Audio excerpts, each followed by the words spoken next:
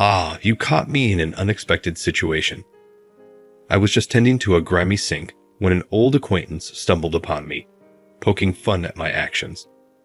Thought you were aiming for bigger things, huh? He quipped, clearly surprised to see me in this role. I couldn't help but chuckle at his reaction, as my journey has taken an unexpected turn since our school days. You see, ever since I was young, I've been drawn to the idea of justice and heroism.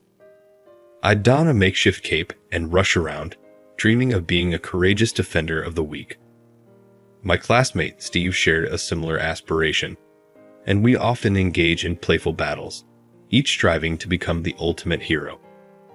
But life has a way of reshaping our paths, and I found myself veering away from the traditional notions of heroism. Instead, I discovered a deep fulfillment in serving others in a more hands-on, practical way. So here I am, taking pride in maintaining the cleanliness and order of this facility, playing a part in ensuring the comfort and well-being of those who pass through. It may not be the flashy heroism I once envisioned, but it's a role that aligns with my core values. As my old friend stood there, speechless, I couldn't help but reflect on how our perceptions of success and heroism can shift over time. Sometimes, the true measure of a person's character lies in the simple, yet profound acts of service they undertake, rather than the lofty titles they hold. The desire to be the top hero was just as fierce in both of us. We often clashed, each insisting that we were the greatest hero. Our hero role-playing games frequently turned into heated debates. I'm going to be the main hero. No way, I'm the one who gets to be the main hero. Whenever my friends and I tried to decide who would play the lead part, Steve would always butt in, claiming it for himself. What are you talking about, Steve? You joined in late, so I'm the main hero. That's not a rule. I'm the main hero. This back and forth would continue until the adults had to intervene. Steve and I shared a peculiar bond. We first met in kindergarten, and even then, he was always tormenting me. I was fed up with it. I thought I'd get a break from him in elementary school, but we ended up in the same class in first grade, and again in second and third. It seemed like we were destined to be classmates for all 9 years of mandatory education. We were always aware of each other, each striving not to be outdone by the other. It was a rivalry, though not the kind that brings out the best in people. The academic rivalry between Mike and Steve was fierce. After each test, they would compare scores, each hoping to outshine the other. When they both achieved the same high marks, it only fueled their competitive spirit further. The desire to be the best pushed them to excel in their studies, yet it also created a tense dynamic between the two. This competitive streak extended beyond the classroom, as they vied for glory in school sports and student council activities. Despite their differences, their relentless drive to succeed helped their team triumph year after year. As a lighthearted jest, the situation left us both feeling uneasy. People often wondered why we couldn't get along, but deep down, we recognized each other as our fiercest competitors. Our rivalry continued throughout high school, as we vied for success in academics, sports, and every other arena. We likely would have even competed to gain admission to the most prestigious college, but everything changed in the fall of my freshman year. Tragically, my father passed away in a sudden car accident. The devastating loss plunged our family into profound grief. I can still vividly recall the scene, my father's smiling portrait, the grand floral tributes, and the soft weeping all around me. The other driver claimed innocence, but we knew better. The accident occurred due to his reckless behavior, smoking, using his phone, and driving under the influence. Yet, he shamelessly denied any fault, exploiting the fact that my father was no longer present to defend himself. He never offered an apology, leaving us outraged and completely bewildered. Fortunately, the dash cam and nearby security footage clearly showed that my father was not to blame. The driver was solely responsible for the incident. Our family lawyer, Bob, was a recent addition to a small firm, but he worked tirelessly to restore my father's reputation. He assured us he would take charge and clear my father's name. Thanks to Bob's efforts, my father's name was publicly cleared, and the responsible party faced severe consequences. We are forever grateful, Bob. This will provide my husband with the peace he deserves, my family said through tears of relief. Even though the responsible party never apologized, it no longer mattered. The most important outcome was that justice had been served. I had started to recover from my despair, and my admiration for Bob fueled my progress. I told Bob, "I want to become a legal expert like you." He smiled and replied, "Like me. That's wonderful. Put in your best effort, and I'll be here to support you." Bob's dedication and success inspired me to pursue a law degree. I set my sights on a challenging university and studied diligently every day. However, as I advanced, I couldn't shake a lingering sense of dissatisfaction, though I couldn't quite pinpoint the reason. Still, I persevered. One day, when I shared my plans to study law, my friend Steve was taken aback. "Really, Mike? You're aiming for that law school too?" A legal professional, he also possessed a strong sense of justice. We were united by the same objective, yet Steve had a rather coarse manner of speaking. I quietly pondered whether he might be better suited for a darker, heroic role than a conventional one. As we now shared the same goal, Steve declared, "All right, I'll be the top candidate. You can simply trail behind me." I apologize, but I cannot allow that to happen. "My dream is at stake," I responded. And just like that, a rivalry between us began. We both studied harder than ever, determined to outperform each other on the entrance exams. To my surprise, that sense of dissatisfaction vanished as I immersed myself in the competition. Deep down, perhaps I yearned for this challenge. Ultimately, we both passed the entrance exams, with Steve narrowly surpassing me by a few points. As a law student, I threw myself into my studies, finding fulfillment in the competition with Steve. But after my father's death, life took another turn. My mother, who had been working tirelessly, collapsed. Years of hardship had taken their toll. While I had a scholarship to cover tuition and managed living expenses with part-time jobs, there were still hospital bills for my mother and exam fees for my twin younger brothers, who were about to face high school entrance exams. They would need money for tuition if they passed, so I cut back on my own expenses and increased my work hours to save every penny. My meals became increasingly frugal, and I quickly lost weight, worrying my friends. But I kept going, driven by a sense of justice for my family, even though it was also a reckless spirit of self-sacrifice. Eventually, my body couldn't keep up. After finishing a night shift, attending lectures all day, and then working another night shift, I collapsed during work. The doctor told me I was suffering from overwork and needed to rest. He advised me to stop doing part-time work for the time being. "But my family needs me," I protested. "Calm down, Mike. If something happens to you, it's all for nothing, right?" The doctor told me that, and I was left speechless. He was absolutely right. At this rate, my family and I would collapse together. Why didn't I realize something so simple? I thought a lot about it while getting IV drips in the hospital. The dream I pursued, inspired by my admiration for Bob, and the need to improve the reality around me, they couldn't coexist. I had to choose one, and that meant giving up the other. My heart made the decision immediately. I couldn't abandon my family. I decided to drop out of university and start working. That was my choice during the last week of college. While handling the paperwork at the university, Steve stopped me. "Mike, is it true you're dropping out?" "What? You knew?" I had told my close friends, but deliberately kept it from Steve.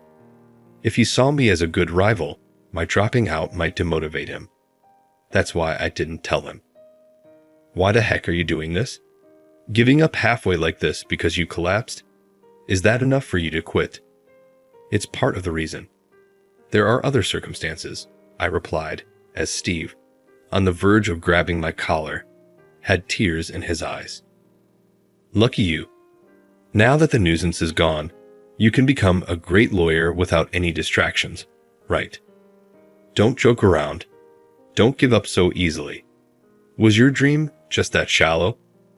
Steve's voice echoed through the university entrance, but my decision was already made for my family and health. I couldn't just say I wouldn't quit after all. I'm sorry, I muttered, unable to find the right words. All I could do was apologize. Steve must have realized I no longer had the spirit to compete or fight. He clicked his tongue and walked away, and all I could do was watch his back as he left. Until I could earn a decent living, we managed with the money my father left and what I had saved from excessive part-time work. Though it was tough, my mother's health gradually improved, and my brothers advanced in their education. I resumed part-time work to support our living. Years passed. One day, I was in the restroom of a courthouse I visited for an errand. It was pretty clean, but I noticed some dirt on the wash basin. When my mother was in the hospital, I mostly did the housework. I particularly liked cleaning and often got absorbed in it. I couldn't stand leaving any dirt, a habit from that time. I saw a rag nearby. It might not be my business, but I couldn't leave the dirt alone, so I decided to clean up. I took off my suit jacket, rolled up my sleeves, and wiped the dirty area clean. The mirror caught my attention too, so I polished that as well. As I finished, someone entered, standing in the hallway, admiring my work. I thought I might be in the way, so I quietly muttered an excuse as I moved aside. As I exited the restroom, I made eye contact with the person through the mirror. "Mike, is that you?" The man, wearing a lawyer's badge, called out my name. "Mike, it is you, isn't it?" he exclaimed loudly, his eyes wide open. I recognized him immediately. His hair was styled, and he was well dressed, but his face was unmistakable. Steve Burton, my rival since kindergarten. "Hey, Steve. Long time no see. It's a surprise meeting you here," I greeted him, acknowledging our reunion. In contrast, Steve sneered upon seeing me with a rag in my hand. "What's this? Bathroom cleaning? Did you quit law school to become a fancy janitor or something?" "No, it's not like that," I denied, but he continued to mock me. He couldn't believe the guy who once competed for the top spot with him ended up like this. "I thought you were my rival, but I guess I was wrong," he said. Frustrated with Steve's unwillingness to listen, I put away the rag. "You seem to be misunderstanding something," I said. I washed my hands, dried them with a handkerchief, put on my jacket, and then looked Steve straight in the eyes. "I'm a judge. Well, an associate judge for now." Steve finally quieted down, his gaze briefly flickering away. He must have noticed the badge on my jacket. "A judge? What? Why are you?" "What do you mean, why? You're the one who said it. Don't give up so easily." So, I didn't give up. That's all there is to it. Steve's face froze in astonishment. Years after dropping out of college, my twin brothers were now high school students about to start thinking about their future paths. My mother's health had improved enough for her to be discharged, requiring only occasional hospital visits. Still, I continued juggling construction work and convenience store shifts to support us. One day, my mother called me to a nearby cafe. "What? Remarrying?" "Yes, that's right. And the person is—" "Oh, here he comes now," she said, waving towards the cafe entrance. Turning around, I saw a man about my mother's age approaching us. "The person is waiting." "Sir Dr. Thompson, right?" My mother's new partner was Dr. John Thompson, her primary physician. "Mike, I'm looking forward to our future together." "Yes, likewise. I'm looking forward to it too." The awkwardness of knowing my mother's remarriage partner only lasted the first few weeks. John was a very kind and caring person. I felt at ease leaving my mother in his hands. My brothers quickly warmed up to John, bonding with him as if they were a real family. Moreover, both of them began expressing a desire to become doctors like John and wished to pursue medical studies. I was worried about the high tuition fees, but John generously offered to pay for everything. Even though they were his stepsons, he was genuinely happy that they wanted to follow in his footsteps. He also offered to take care of our household finances, saying the money I earned for the house should be used for myself. Suddenly freed from my responsibilities, I was unsure of what to do next. But then I came to a decision. There was still something I hadn't accomplished. The path to becoming the hero of justice I had always admired since childhood, the path of law, which I had entered inspired by Bob. I resolved to re-enter law school and resume my studies. That's the decision I made. My brothers and I enrolled in the same university. They in the medical school and I in the law school. I studied hard again, maintaining the top position in my class. I passed the bar exam on my first try and received high praise during my legal training. This is how I became a judge, but I am still an associate judge. It takes over a decade of experience to become a full judge. I continue to strive, knowing this is not the end goal. The presence of a rival fuels my motivation. Even though I was praised as a top student in law school, I still felt unfulfilled. The fact that I had fallen behind years ago always lingered in my mind. Someday, I will stand shoulder to shoulder with that man, my classmate and rival, and surpass him. That thought has been my driving force. After hearing my long story, Steve stood there looking down. "So that's what happened," he said. I wondered if this man was really Steve Williams. He had such an uncharacteristic expression on his face. "I'm sorry about back then. I knew your situation, yet I only pushed my ideals on you. You must have been struggling too." He regretted what he had said to me just before I dropped out of college. His uncharacteristic words caught me off guard, and I nearly burst into tears. "Why didn't I support you more? I'm really sorry. I regret it." Steve remained downcast. I said, "Look up, man," and put my hand on his shoulder. "Steve, I'm actually thankful for what you said back then. Don't give up so easily. It was because you said that I decided to try again."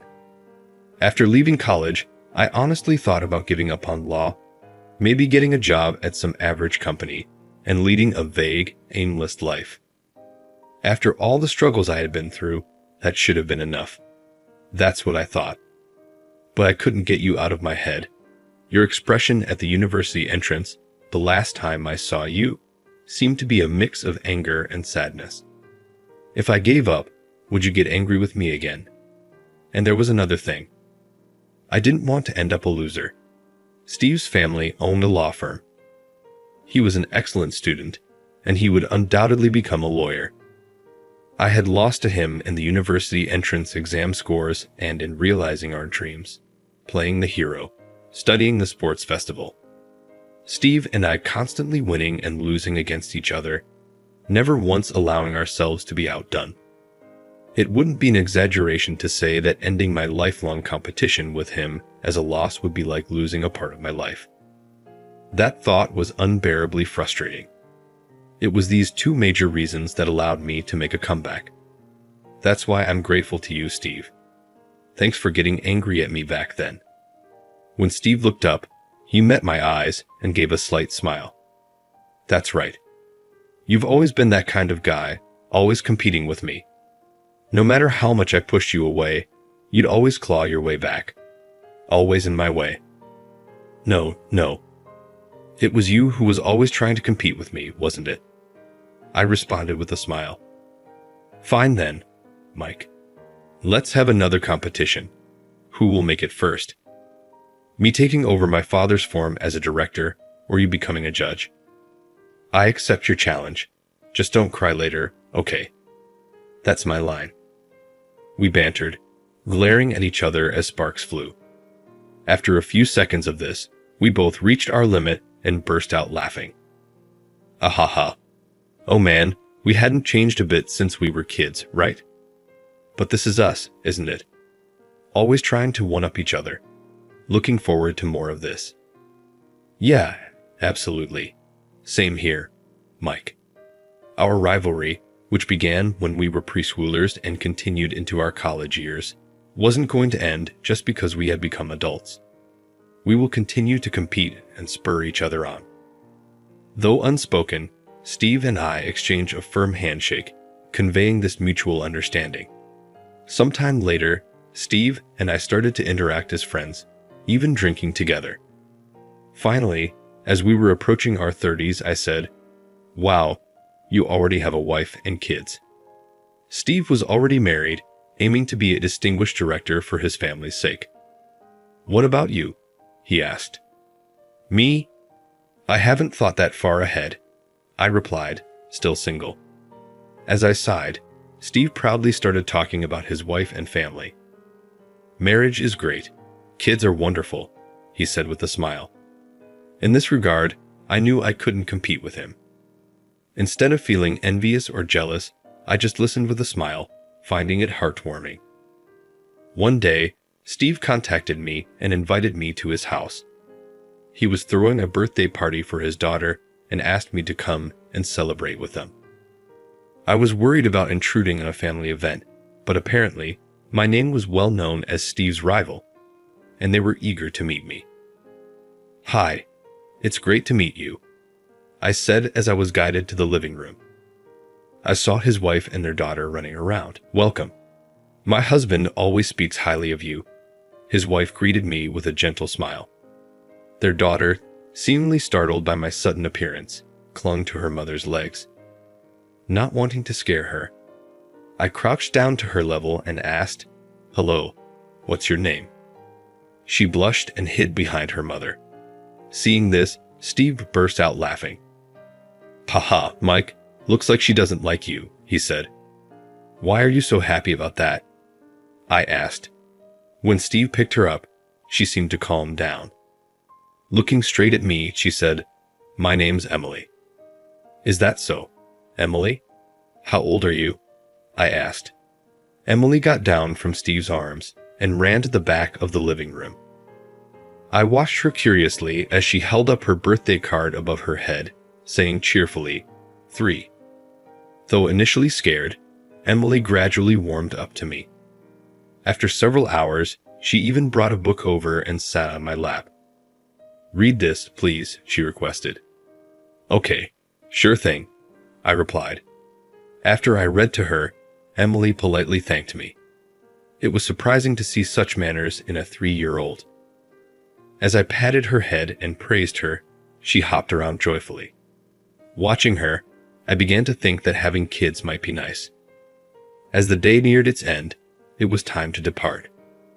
"Are you already leaving?" Emily inquired. "Farewell, Emily."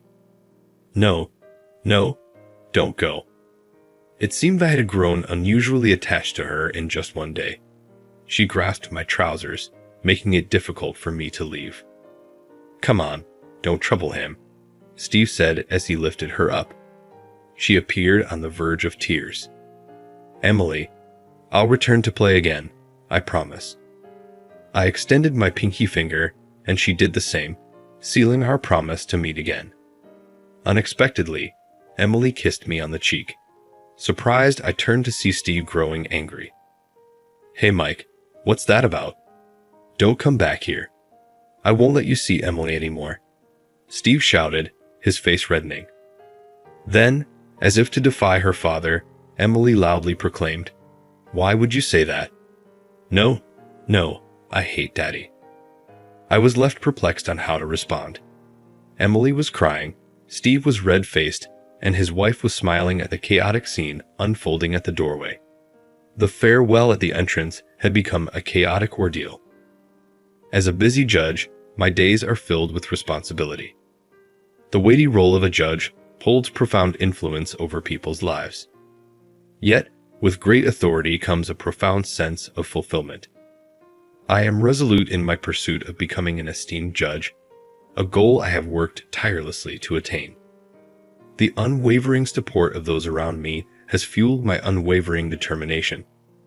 My father's tireless efforts for our family, Bob's clearing of my father's name and introduction to the legal realm, my mother's steadfast backing even through illness, John's encouragement, and most of all, my family's refusal to let me give up, culminating in Emily's adoration. These individuals are the pillars upon which my life is built. Reflecting on this, I am humbled by the profound impact they have had. For their sake, I am committed to upholding the dignity of the judicial office and striving for the highest standards of excellence. As I gaze at the starry sky on my way home from work, I renew this solemn vow to myself.